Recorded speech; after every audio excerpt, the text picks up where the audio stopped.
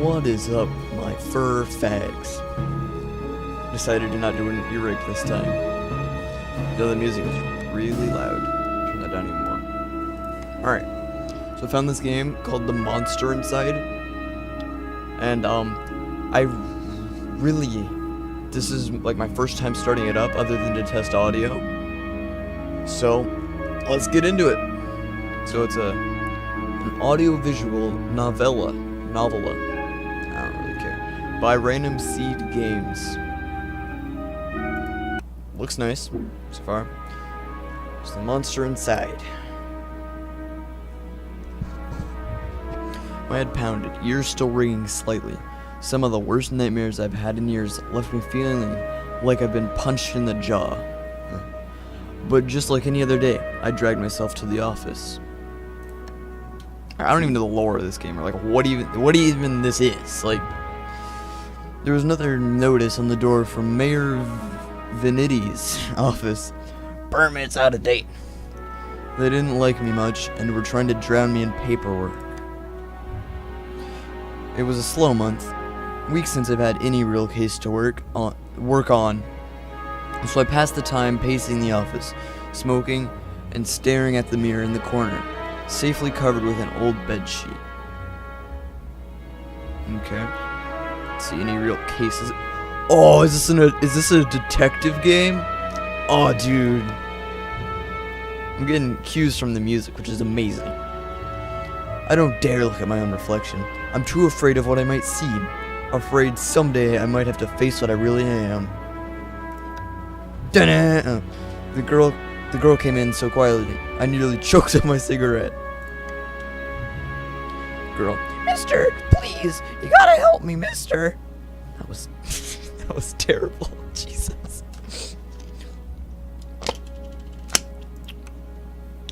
Calm down now, sit and talk slow. Yeah, what can I help you with? Yeah, they're here knocking first. Like that one. I'm sorry, I didn't mean to intrude. I'm actually trying. It's alright. Sit down and tell me your tale. She eyed me with just a dash of suspicion as I tossed back a handful of pills and chased them with a swig of whiskey. This man is not living a healthy life. I could tell this might take me a while. Her name was Lily. She told me she was his mistress, the man all over the newspapers. Give him his banker, Mr. Reginald Farnsworth. Mr. Farnsworth was a drunk, philandering bastard, but this girl seemed genuinely concerned that he had recently gone missing. Less concerned about the fact that Mr. Farnsworth's wife had just turned up dead in Central Park 2 nights ago.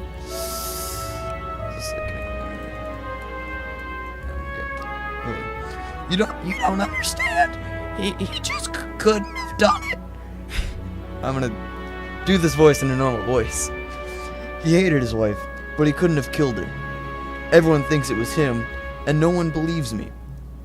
He's gotta be in trouble. I ain't saying I believe you, but what makes you think he's in danger? Case looks pretty simple to me. I like this one better. Lily. Well, Mr. Jack. You can just call me Jack. Jack. Whoever did that to his wife must have been the one who took him. He would have never left without me. He promised me. So Lily is now Rick. I'm sure Mr. Farnsworth promised this poor girl a lot of things. Ooh! Lily. Please, the cops won't listen to me, and they want to bring him in on charges. You gotta prove it wasn't him before they find him. Honestly, I doubt they're in too much of a hurry. Farnsworth had practically the entire police force in his deep pockets. Probably why they haven't found much yet. If they found him and brought him in, it would be due to public pressure. Sometimes a mob with pitchforks is more dangerous than one with money. Than one man with money. It was like a mob with money, dude. You got my curiosity. but you might not like what I find. I can help you.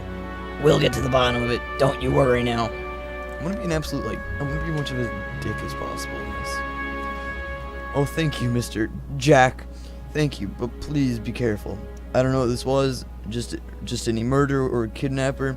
I think it was a beast. It's a beast. Wink. Beast. The word struck me funny. Like when you jar your elbow on a hard corner. Oh, dude, that sucks. I don't think the word beast does that to me, but you do you, man. Not a word many use these days, except in hushed whispers and bedtime stories for children. Oh, they were real enough, alright.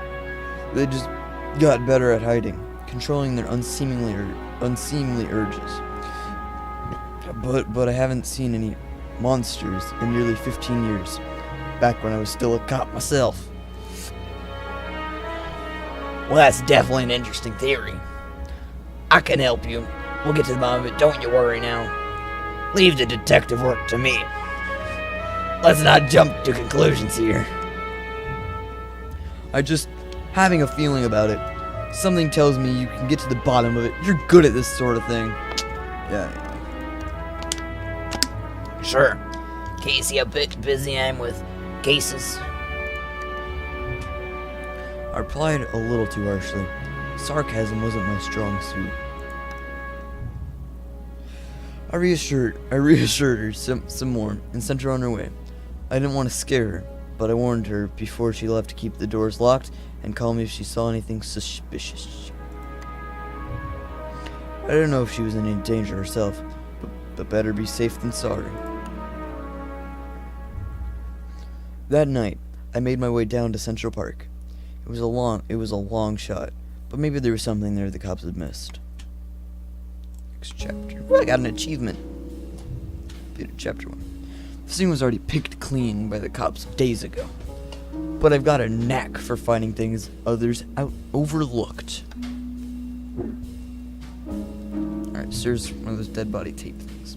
A knack. More of a symptom of a condition. Other, less useful symptoms I kept in check. But for the time being, my keen sense of smell would come in handy. Are you a dog? He's gonna smell up the dead body. It was faint, but I could smell it before I even approached the police line. The scent was less of a thing and more of an emotion. Okay, take it easy. This man is smelling emotions. Seduction. Okay. I guess that would have a pretty strong smell in some cases. A strangely familiar smell. I expected the scent of trepidation, or maybe an outright fear, but Miss Farnsworth seemed to have been at the height of pleasure when she left this world. Jesus Christ. Orgasm, death. Brought a new meaning to the word crime of passion. Oh dear. Pushing the thought from my mind, it was time to get down to business. Investigate the scene. Hold up. Putting a blanket around my arms. It's cold in my room. For once. Hold up. Alright. To investigate the scene. Alright, I'm thinking this right here. What's that? Muddy footprints everywhere. Difficult to pick out anything from the prints the cops left behind in their haste. But the cops don't wear $2,000 pairs of Carquinos. Looks like Mr. Farnsworth was there that night and walked away on his own 2 feet.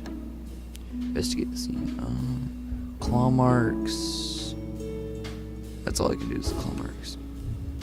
Oh, it's a burn mark. A burn mark on a nearby tree caught my eye. Ran my finger along its length and felt a chill down my spine. This wasn't just any burn mark.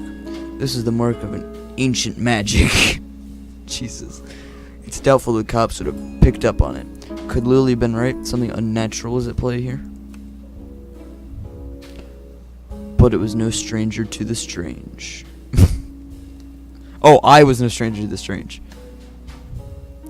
After looking around for a while longer, I realized the park had given up all it was hiding from me.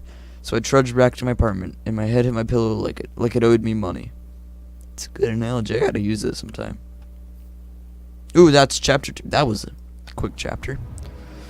The next morning, I was reeling from another bout of ghoulish nightmares. But I tried to hide my discomfort when I saw Lily was already sitting outside my office. She waited wordlessly as I unlocked my door and ripped down another notice from the mayor's office. I mentioned for her to step inside, seemingly afraid of what I might say. She finally worked up courage to ask. Lily, So, what did you find? Well, I got some good news. Farnsworth might still be alive. Not sure about the beast, but something unnatural is at play. Might be right to worry about monsters. Found spells mark. I might do this one. Unnatural? What do you mean? Spells mark. Really seen these days, but unmistakable. Can give me details, but I'm looking into it. This one. What does that mean? What about Reggie? Do you know where he might be? Found his footprints, and then he got out safely. There were signs he was at the scene and slipped away. My tone was indifferent towards her as I turned and grabbed a bottle from my desk drawer. A dryness in my throat made it difficult to swallow my meds. But you don't know where he went? Do you think the news this morning is related? What news is that? Haven't you heard? Yeah, but maybe you should tell me what you know. Nope, rough night followed by a rough morning. It's my life. They found the police chief's wife dead down by the docks. Said it happened last night. Let me guess, Chief Amato is missing too. My face might have betrayed a hint of satisfaction as she confirmed my suspicions, but it faded quickly. Amato was a shit cop and a shit chef. He was half the reason I left the force, but now his wife was dead and I had more questions than I did the day before. The gears in my head started to spin, which wasn't helped by the splitting pain in my temples. I told Lily I needed time to work, and she slightly dejected, wanting more answers than I could provide. That night, after the cops had cleared out the docks, I would slip down to see what I could uncover concerning Miss Amato's untimely demise. Next chapter. Cold air smelled strongly of salt, oil, and emotions. Could it be? That smell again, like someone had bottled pure arousal and used it as perfume. Jesus Christ. It's a sex killer. It hit me like a long forgotten memory, but the sensual fumes soon gave way to a rush of adrenaline. I knew exactly what the scent reminded me of, and that scared me more than not knowing. I looked down at my hands, shaking. The nightmares, the headaches. No, I was better now. Reformed. I had to focus. No jumping to conclusions. Follow the evidence. Investigate the scene. Anything else? It's a shadow. There, just there, the smallest piece of purple fabric, torn and caught in the splinter of a board. The police report didn't say anything about Miss Amato wearing purple, and it was certainly of quality that you wouldn't expect down here. Don't see many high society types around flaunting royal purple threads. Investigate the scene. Oh, right here. Yeah. Red Phoenix cigarettes. Same shitty brand I smoke every day. Everyone's got their vice. I pulled out my own pack of Reds and lit up. I could already feel another headache coming on, but looking out over the waves seemed to help me forget it. The cold helped me push down the uncomfortable thoughts that had been bubbling to the top of my brain. Chapter. I honestly don't remember the walk back to the office. Apparently I spent the night in my easy chair. The air from the docks lingered on my clothes. It was still dark out. No, I checked the clock. How long had I been out? Had I really slept through the entire next day? A newspaper was sitting under the door, and as I stood to fetch it, I nearly fell over. A wave of nausea hit me like a ton of bricks. I steadied myself and regained my composure. Before I even picked up the paper, I could already read the headline. Breaking. Mayor missing. Wife found dead. 2 cases is a coincidence. 3 is a pattern. The cops had come asking questions soon. They knew I had a history of antagonizing all the victims. I stumbled to my desk and slammed back 3 days worth of inhibitor pills. I couldn't take any chances. I had to investigate the scene to be sure. I threw on my jacket and went to the door. Lily caught me off guard on the other side. Jesus Christ, this Lou is a stalker. Jack, where are you off to? I've been trying to reach you all day. Sorry, Lily, but I have to stop to talk. I have to go. I'm busy.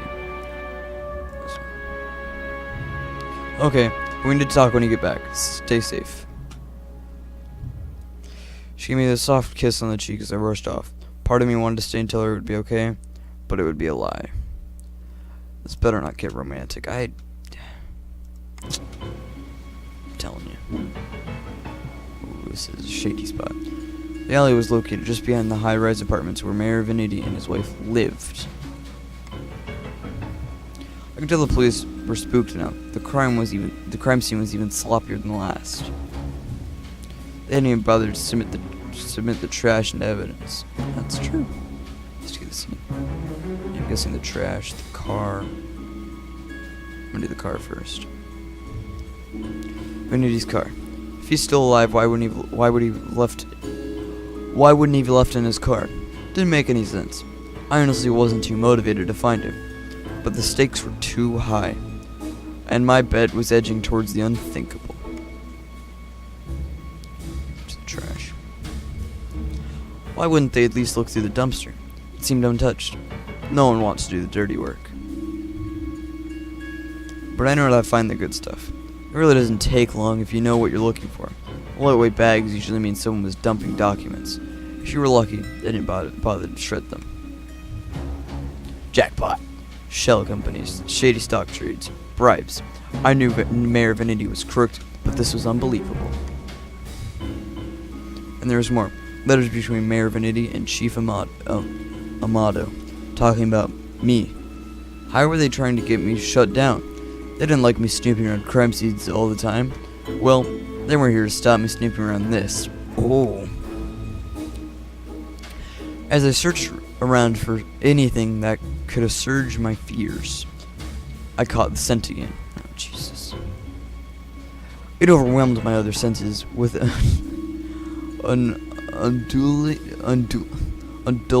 adulting pleasure. It was intoxicating. A weapon used on the weak-willed. A weapon knew all too well, though it had been many years since I have used it. Hakan? Was there another like me? Was I being framed? It wasn't possible, was it? I was taking my inhibitors. I was reformed. But the nightmares, the headaches, the memory lapses. I couldn't even trust myself. I started walking back out the alley when something shiny caught my eye. A watch. Not just any watch, though. My watch. How long have my wrist been bare? Surely I dropped it when I first came down the alley. I checked the time just before I left the office, haven't I? I'm not gonna lie. I feel like this man murdered all of them. Like, I know that's where it's trying to lead me to, but at the same time it's trying to lead you towards him being framed, but I think he just did it. Or had I used the wall clock? I couldn't be sure. I couldn't be sure of anything. So I ran. I don't know why I ran back to the office. The cops would probably show up any minute to knock on the door and cart me away. They'd put it together before long. maybe it would be best for everyone if I simply faced my own reflection. Billy was still there waiting for me. Jack, what's wrong? You look like you've seen a ghost. My own ghost, come back to haunt me from the past. You're not making any sense, Jack. Come sit down. You understand, you're not safe around me. I took a good last look at her as I prepared to shove her out the door. I noticed she was wearing the same thing as she had when she first came to my office 3 days ago. Beautiful purple dress. Ooh. Odd that I hadn't really noticed before, but it made her seem out of place, out of time. And it was frayed around the edges, torn in places. My chair caught my fellows and my knees failed me. It was you.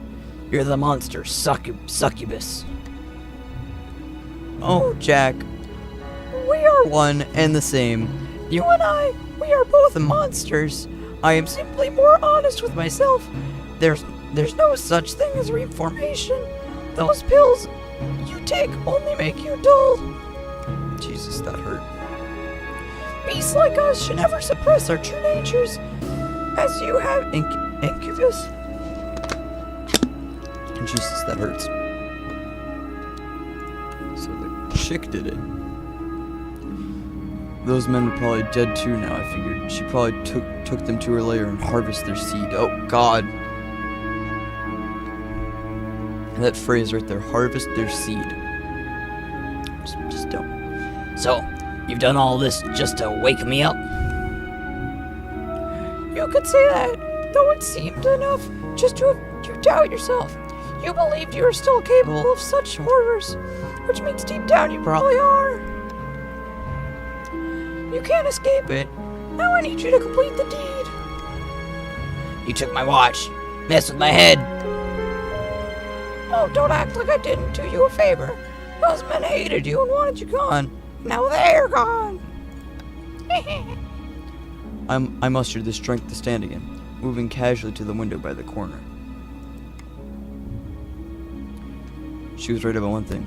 I was dull, weak compared to her. If I refused her and she attacked me, I was a dead man. I had to keep her talking. I've never met a succubus who seduces and kills women. Oh, please. Such a 14th century stereotype. I don't discriminate when it comes to pleasure of the flesh. But I do still need an incubus like yourself. Take the tainted seed I've harvested for all those awful men and planted among the fertile masses for me. Fertile. I'm tired of draining my lovers just to survive. I'm ready to settle down and start a family. Ha ha ha ha ha! Jeez, that hurts my throat really bad. That maniacal laughter. I positioned myself carefully, making sure she was looking in my direction. Sorry, but I'm not your guy. I'm Guy. With a quick flick of my wrist, I whipped the old bedsheet off the corner mirror. Lily was blinded by her own reflection and sucked in the mirror with a painful, monstrous scream. Trapped. Shielding my own eyes, I pulled the revolver from my desk side drawer and aimed it at the mirror. And fired. Oh, so she did. So you a murderer. Oh, was that the game? Oh, man.